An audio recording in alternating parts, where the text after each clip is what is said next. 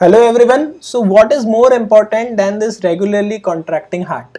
सो आइए शुरू करते हैं। ब्लड सप्लाई ऑफ हार्ट उसको अच्छे से समझते हैं। यदि अभी तक सब्सक्राइब ना किया हो, बेल आइकन ना दबाया हो तो ज़रूर दबा दें। नोट्स अगर आपको चाहिए, आप ग्रुप में एडेड नहीं है तो आप ज्वाइन हो सकते हैं। और आखिरी में क्वेश्चन है आपके लिए, तो पूरा वीडियो ध्यान से सुनिएगा और दिल धड़कने दो। तो बेसिकली शुरू करते हैं ब्लड सप्लाई ऑफ हार्ट से। सो आखिरी में आपको इसके थ्रू मैं पूरा सम अप कर दूंगा। अभी इस इमेज को समझते हैं। सो अगर मैं बात करूं ब्लड सप्लाई ऑफ हार्ट की, सो बेसिकली यहाँ पे टर्म क्या याद रखना है, सिर्फ कोरोना। दो कोरोनरी आर्टरी हैं, राइट और लेफ्ट, ठीक है। अब ये एम्ब्रियोलॉजी में और अच्छे से आएगा। बेसिकली जो आपका एओर्टिक साइनस होता है उसको आप ऐसे बांट दो, एंटीरियर और पोस्टीरियर, ठीक है। सो अब एंटीरियर वाले से आप राइट कोरोनरी आर्टरी निकाल दो और जो पोस्टीरियर है उसको फिर फर्दर बांट दो लेफ्ट और राइट में। तो जो लेफ्ट पोस्टीरियर है वो लेफ्ट कोरोनरी आर्टरी दे देगा। अब राइट पोस्टीरियर तो बच गया। तो right posterior is basically non coronary sinus, वो कोई भी वेसल नहीं देता है। इससे एक बेसिक जो एम्ब्रियो आपको इससे रिलेटेड पता होना चाहिए वो हमने कवर यहाँ कर ली है। अब शुरू करते हैं प्रॉपर आर्टेरियल सप्लाई से। थोड़ा आपकी डिसेक्शन हॉल की मेमोरीज ताज़ा कर लें। आप देख सकते हैं असेंडिंग एओर्टा से कैसे राइट कोरोनरी आर्टरी निकल रही है और लेफ्ट कोरोनरी आर्टरी निकल रही है। Is it okay? अब शुरू करते हैं प्रॉपर और इस चीज़ को भी समझते हुए चलते हैं। कोरोनरी आर्टरी सप्लाई कहाँ करेंगी, कैसे याद रखना है कोर्स, बस आपको अगर सरफेस अच्छे से याद है हार्ट की तो आप सब कर लेंगे। देखिए, लेफ्ट एट्रियम, ठीक है, फिर यहाँ पे conus arteriosus, right ventricle, right atrium, right auricle, और यहाँ पे आपकी आरसी हम देखेंगे। अब यहाँ पे आपको थोड़ा सा क्या याद रखना है, एट्रिया और वेंट्रिकल के बीच में है तो एट्रियो वेंट्रिकुलर ग्रूव होगा। एंटीरियर सरफेस तो एंटीरियर एट्रियो वेंट्रिकुलर ग्रूव, ठीक है। फिर यहाँ पे वेंट्रिकल है तो बीच में क्या होगा, इंटरवेंट्रिकुलर, ठीक है। तो ये चीज़ आएगी। तो आपका एवी में क्या है, आरसीए, और इंटरवेंट्रिकुलर में क्या है, एलएडी, ठीक है। ये अभी आगे आएगा। और डायफ्रैग्मेटिक सरफेस की बात करूं मैं, अगेन ये आपको पता होना चाहिए कि राइट वेंट्रिकल, लेफ्ट वेंट्रिकल, अब इनके बीच में कौन सा बचा, इंटर वेंट्रिकुलर ग्रूव, और एट्रिया और लेफ्ट एट्रियम। यहाँ पे इनके बीच में क्या होगा, एट्रियो वेंट्रिकुलर ग्रूव। आपको ये चीज़ पता होना चाहिए। और ये पीछे की बात है, पोस्टीरियर कह सकते हैं हम उसको। ये बेसिक टर्मिनोलॉजीज पता होना चाहिए। अब हम शुरू करते हैं और आपको समझते हुए चलते हैं सारी चीज़ें। राइट कोरोनरी आर्टरी आपने अराइज कर दी असेंडिंग एओर्टा से। अब रन करेगी between pulmonary trunk and right auricle. कुछ नहीं, बस ये डायग्राम को देख के समझते चलिए। बिल्कुल सही, एक्चुअली थोड़ा सा और बेटर डायग्राम देखें। पल्मोनरी ट्रंक और आपका राइट ऑरिकल के बीच में रन करेगी आपकी राइट कोरोनरी आर्टरी। फिर डिसेंड करेगी vertically in right AV groove up to junction of right and inferior border. बिल्कुल सही, डिसेंड करी, ठीक है। ये आपका बताया था A V groove. Right A V groove में डिसेंड करी up to the inferior border. फिर यहाँ से ये पीछे घूम के जा रही है। अब हम इसको और पीछे कोर्स देखेंगे। डिसेंड करी at inferior border, turns posteriorly, ठीक है।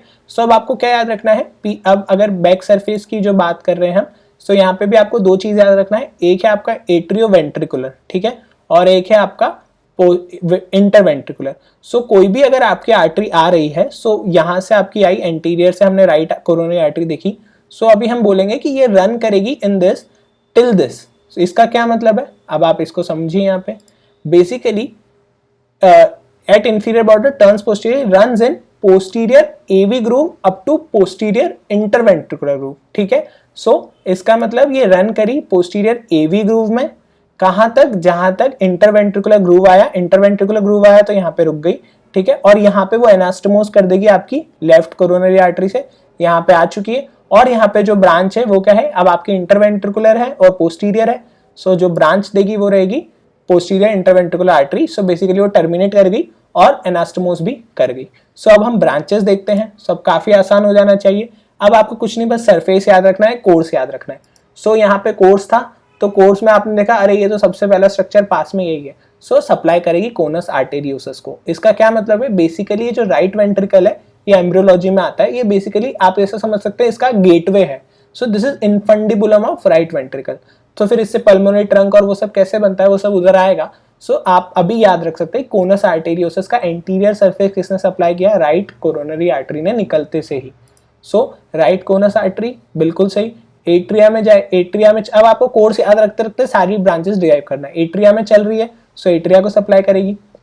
और उसमें जो एसए नोडल है, सप्लाई करेगी एसए नोड को 60% केसेस में।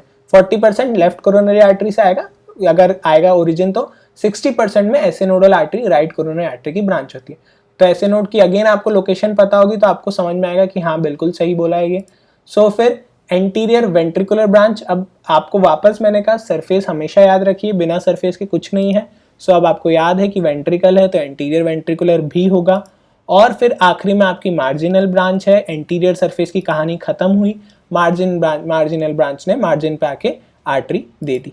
सो एंटीरियर सरफेस की ब्रांचेस याद रखने में मुझे नहीं लगता कोई तकलीफ है आपको, बस कौन याद रखिए, एट्रिया, फिर ऐसे नोड वहां पे है वेंट्रिकल और मार्जिनल ब्रांच। अब पीछे चलते हैं, पीछे क्या कहानी है, पोस्टीरियर दोनों, एक तो वेंट्रिकल्स हैं, पोस्टीरियर वेंट्रिकल्स को सप्लाई करवाना है, ठीक है, जो जैसी ही निकली आपकी सो राइट वेंट्रिकल को सप्लाई कर दिया यहाँ पे, ठीक है, कोर्स से सब याद हो जाता है। सो पोस्टीरियर वेंट्रिकुलर ब्रांच ने आपकी राइट वेंट्रिकल को सप्लाई कर दिया। अब जो आपकी PIVA है जो बहुत इंपॉर्टेंट है, बेसिकली ये पोस्टीरियर इंटरवेंट्रिकुलर ग्रूव में किस किस को सप्लाई करेगी, अगेन बस डायग्राम देखिए और कुछ मत देखिए, इंटरवेंट्रिकुलर सेप्टम को तो करेगी, फिर AV नोड को करती है अगेन 60% केसेस में, और जो राइट और लेफ्ट वेंट्रिकल्स हैं उन्हें भी सप्लाई करेगी। सो बेसिकली आप अगेन समझ सकते हैं कि इंटरवेंट्रिकुलर सेप्टम को तो करेगी ही, राइट लेफ्ट वेंट्रिकल्स को भी करेगी, और साथ ही साथ आपका AV नोड को भी सप्लाई करती है। So this is all you need to know about right coronary artery and branches. अब अगर मैं आपसे कहूँ राइट कोरोनरी डोमिनेंस है, इसका क्या मतलब है कि जो PIVA है इतनी इंपॉर्टेंट आर्टरी, वो 90% केसेस में राइट कोरोनरी की ब्रांच है, this is right coronary dominance. Whereas left coronary dominance is when PIVA is a branch of left coronary artery, उसमें भी circumflex वो अभी आपको पता चलेगा, तो 10% केसेस में होता है, तो राइट इज डोमिनेंट। ओके, तो अभी इतना समझ में आ गया।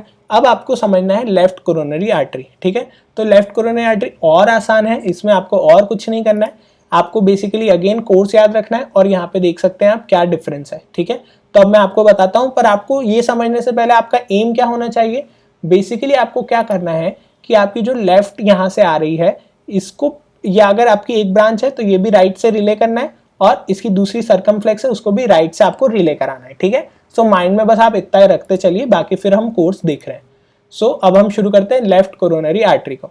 तो अराइज कहाँ से होगी, असेंडिंग एओर्टा से, ठीक है, फिर वापस moves forward between pulmonary trunk and left auricle, इसमें कोई तकलीफ नहीं है, डिवाइड करेगी एंटीरियर इंटरवेंट्रिकुलर और सर्कमफ्लेक्स आर्टरी में। सो जैसा आपको कहा था वेंट्रिकल वेंट्रिकल इंटरवेंट्रिकुलर, सो यहाँ पे एंटीरियर इंटरवेंट्रिकुलर में डिवाइड हो गई, डिसेंड कर रही है तो लेफ्ट एंटीरियर डिसेंडिंग आर्टरी, लाडा बहुत इंपॉर्टेंट आर्टरी है, और आपकी एक गई पीछे वो है circumflex artery. So I hope इससे आपको ये चीज समझ में आ गई हो। अब आपको इंडिविजुअल इनको पढ़े, अब हम क्या पढ़ेंगे, सिर्फ एंटीरियर इंटरवेंट्रिकुलर को पढ़ते हैं, लेड को। सो बेसिकली अब ये क्या करेगी, रन डाउन करेगी एंटीरियर इंटरवेंट्रिकुलर ग्रूव में, कहाँ तक जाएगी, एपेक्स ऑफ हार्ट, तो बिल्कुल सही है, रन डाउन करी to the apex of heart. अब इसको पीछे वाइंड अप होना है, ठीक है। सो अब आपको क्या याद रखना है कि एंटीरियर इंटरवेंट्रिकुलर है, सो इसको आप किससे एनास्टमोस कराएंगे, पोस्टीरियर इंटरवेंट्रिकुलर से, ठीक है। सो पोस्टीरियर इंटरवेंट्रिकुलर से एनास्टमोस कराना है तो इसको बस पीछे पोस्टीरियर ले जाइए, और कहाँ पोस्टीरियर इंटरवेंट्रिकुलर आर्टरी पाई जाती है, पोस्टीरियर इंटरवेंट्रिकुलर ग्रूव में, तो वहीं पे उसको टर्मिनेट करा के एनास्टमोस करा दीजिए, तो इसकी कहानी यहीं खत्म हो जाती है। मेन जो अब यहाँ पे हीरो है वो है सर्कमफ्लेक्स आर्टरी, सारे काम यही करेगा। अब ये अच्छे से वाइंड्स अराउंड होगा पोस्टीरियर सरफेस की, आप देख सकते हैं सर्कमफ्लेक्स आर्टरी वाइंड अराउंड होके फिर अपनी ब्रांचेस देगा। तो अब अगेन आपको क्या याद रखना है, पोस्टीरियर सरफेस में क्या क्या चीजें, लेफ्ट वेंट्रिकल और ये सारा आपको याद रखना है। सो और उसको एंड में एनास्टमोस कराना है राइट कोरोनरी आर्टरी से, ठीक है, सर्कमफ्लेक्स के जिम्मे ये सारे काम है।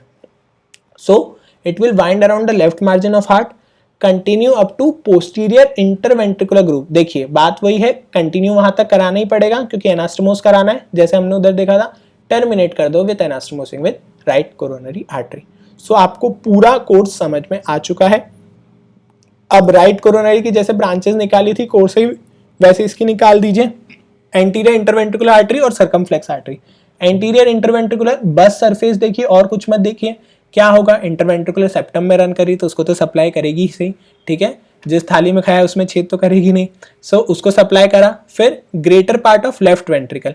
अब अगेन ये चीज आपको डायग्राम से देखना है तो आपको समझ में आएगा कि हाँ लेफ्ट वेंट्रिकल है तो ऑब्वियस सी बात है इसको सप्लाई करेगी। सो ये सब चीजें आपको बस इन्हीं से याद रखना है। फिर पार्ट ऑफ राइट वेंट्रिकल, दोनों लाई कर रहे हैं, राइट वेंट्रिकल को हमने देखा था कि बेसिकली राइट वेंट्रिकल को ये भी सप्लाई कर रहा था, तो ये तो पूरा नहीं कर पाएगा, तो मेजॉरिटी लेफ्ट वेंट्रिकल को करेगा और पार्ट ऑफ राइट वेंट्रिकल, फिर part of left bundle branch of His. So ये आपका लाडा खत्म हो चुका है। अब सर्कमफ्लेक्स आर्टरी है। सो सर्कमफ्लेक्स आर्टरी मैंने कहा था मेन हीरो है। सो यहाँ पे ये भी लेफ्ट मार्जिनल आर्टरी दे देगा, और लेफ्ट मार्जिनल आर्टरी अगेन पीछे आपको क्या सरफेस याद रखनी है, बार बार कह रहा हूँ, अगर आपको सरफेस याद है सो आपको कुछ याद रखने की जरूरत नहीं है। सो लेफ्ट वेंट्रिकल को सप्लाई करेगा, ठीक है, ये आप और अच्छे से देख सकते हैं, मार्जिनल आर्टरी आपके लेफ्ट वेंट्रिकल को सप्लाई करा, ठीक है। अब supply left margin of left ventricle up to apex of heart. एक डायगोनल आर्टरी होती है जो कि बेसिकली कोरोनरी आर्टरी की ट्रंक से डिराइव होती है, और अगेन एट्रियल ब्रांचेस तो होंगी ही सही जो कि लेफ्ट एट्रियम को सप्लाई करेंगी। So again surface surface surface and nothing. Left atrium आप यहाँ पे समझ सकते हैं, लेफ्ट एट्रियम तो कैसे ये उसको सप्लाई करता है। So this is all you need to know about the arteries and their branches. So अब इस फ्लो चार्ट को भी देख लीजिए, left coronary artery, right coronary artery. इससे अच्छा है हम इस फ्लो चार्ट को देखें और सम अप करें। बेसिकली आपने देखा एओर्टा, ठीक है, अब यहाँ से आपने निकाल दिया राइट कोरोनरी आर्टरी और left coronary artery. Right coronary को मेरे साथ देखते चलिए, कोनस को वहीं के वहीं ब्रांच दे दी, ठीक है। फिर आपका फिर जो एसे नोड है, एट्रियल ब्रांचेस, उसमें से एसे नोड को दी 60%, ठीक है। 40% कहाँ से आती है पता है आपको। फिर ये आगे आगे आगे चली, फिर बेसिकली मार्जिनल आर्टरी दी, मार्जिनल आर्टरी फिर पीछे गई और आपने एंड में इसको क्या बना दिया, पोस्टीरियर इंटरवेंट्रिकुलर आर्टरी। सो कितना आसान है, कुछ नहीं, बस एक स्कीमेटिक कोर्स याद रखो और इसकी ब्रांच अपने आप निकल जाएंगी। लेफ्ट कोरोनरी आर्टरी निकालो, सर्कमफ्लेक्स और लाडा, ठीक है। लाडा को आपको इससे टर्मिनेट कराना है, ठीक है। सर्कमफ्लेक्स आर्टरी है, सर्कमफ्लेक्स आर्टरी का क्या काम है, सर्कमफ्लेक्स आर्टरी बेसिकली आपकी पीछे जाके लेफ्ट एट्रियम को सप्लाई करेगी, देखा हमने, लेफ्ट मार्जिनल को सप्लाई करेगी, बिल्कुल सही, और पोस्टीरियर लेफ्ट वेंट्रिकल को supply, posterior artery of left ventricle बनाएगी। सो मेरे ख्याल से इसमें निमोनिक बनाने की कोई जरूरत नहीं है, बस आप थोड़ा सा विजुअलाइज रखिए। और क्या सरफेसेस है, अगेन बस आपको सरफेसेस याद होंगे, सो आप पूरी ब्लड सप्लाई डिराइव कर सकते हैं। फिर अगले वीडियो में हम क्लिनिकल एस्पेक्ट्स देखेंगे और फिर हम वीनस ड्रेनेज देख के हार्ट को पूरा खत्म करेंगे। सो अगेन असेसमेंट का टाइम है, ये क्वेश्चन का आंसर कमेंट बॉक्स में दे दीजिए, और वीडियो अच्छा लग रहा हो दोस्तों के साथ शेयर कीजिए, क्योंकि लर्निंग बनाए रखनी है और यही टाइम है कि हम मैक्सिमम आउटपुट निकाल सकते हैं। Thank you so much, stay safe, stay healthy and keep learning.